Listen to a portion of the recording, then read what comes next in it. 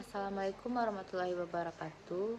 Perkenalkan, nama saya Nadia Yudhistia dengan NIM 2310862037 dari Departemen Ilmu Komunikasi kelas C. Pada kesempatan kali ini saya akan menyampaikan materi mengenai teori komunikasi antar budaya.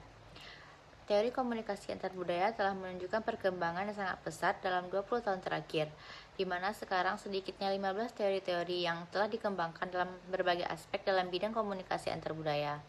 Dalam kesempatan kali ini, Gudiskun berusaha untuk menjelaskan teori-teori besar dalam komunikasi antar budaya, termasuk di dalamnya semua proposisi yang ada.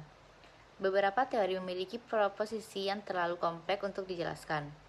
Untuk teori-teori yang semacam itu akan dijelaskan secara gamblang melalui 3 teori yang memusatkan perhatian pada penyesuaian dan adaptasi.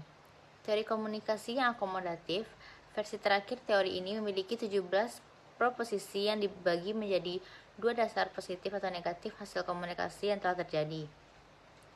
Dalam teori Communication Accommodation Theory atau CAT, ada 4 komponen utama. Dalam hal ini termasuk hubungan-hubungan antara kelompok yang sudah dilakukan dan norma-norma sosial yang diterapkan dalam kontak tersebut. Ada 3 aspek dalam penyesuaian orientasi, yaitu faktor interpersonal seperti identitas sosial dan identitas pribadi, faktor antar kelompok seperti faktor-faktor yang merefleksikan orientasi komunikasi kepada kelompok lain sebagai anggota kelompok sendiri yang vital, dan terakhir faktor orientasi inisial seperti persepsi terhadap potensi konflik, motif penyesuaian dalam jangka panjang pada kelompok lain. Komponen ketiga dari CAT adalah situasi yang mendesak, perilaku dalam interaksi yang pada dasarnya adalah saling membantu. Teori didesain untuk menjelaskan bagaimana seseorang komunikator beradaptasi dengan hal yang lain, bertemu untuk membina suatu hubungan. Ellingsworth memisahkan 8 hukum, antara lain gaya komunikasi penyesuaian merupakan harapan dari budaya yang berbeda kepercayaan.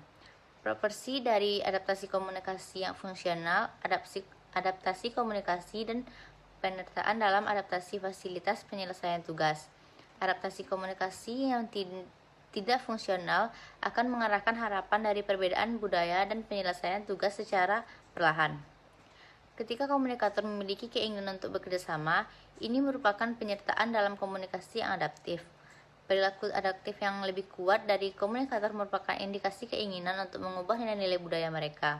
Pada umumnya, komunikasi co-culture merujuk pada hubungan-hubungan kelompok dominan dengan kelompok yang tidak teraktualisasikan.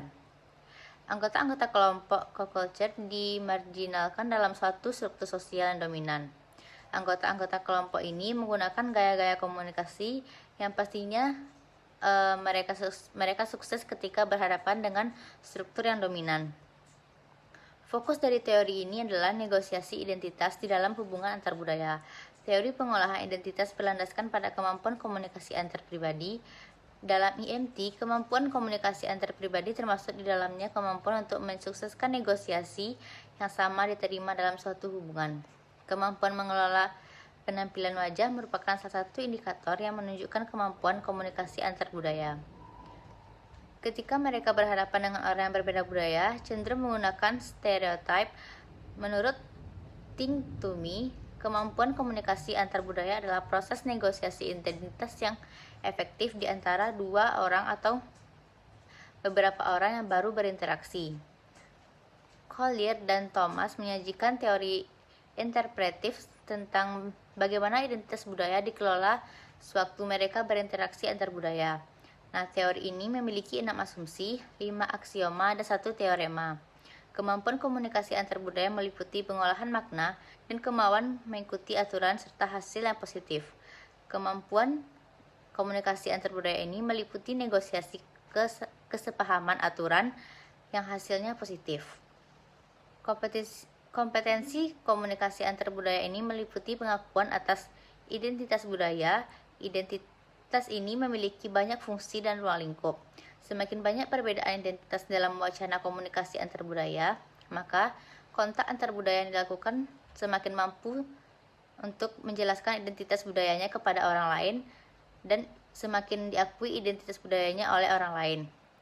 Referensi budaya dalam sistem identitas budaya memiliki hubungan yang bervariasi dengan faktor-faktor konteks sosial seperti partisipasi.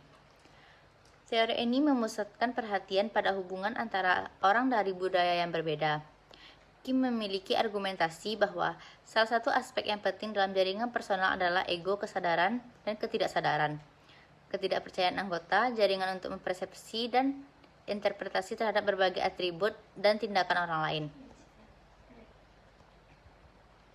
Perbedaan struktural berdampak pada besarnya jaringan antar budaya, berakibat pada kepastian proses meningkatnya keeratan hubungan, merupakan sumber-sumber yang membuat jaringan semakin menurun, sehingga berakibat pada akulturasi. Jaringan antar budaya akan menjadi kurang erat dan berbentuk ikatan yang melingkar dalam budaya dan merefleksikan budaya-budaya tersebut sebagai konteks dasar norma hubungan daripada refleksi budaya yang ditemukan dalam norma hubungan personal. Mungkin hanya itu dari beberapa teori komunikasi antar budaya yang dapat saya sampaikan. Assalamualaikum warahmatullahi wabarakatuh.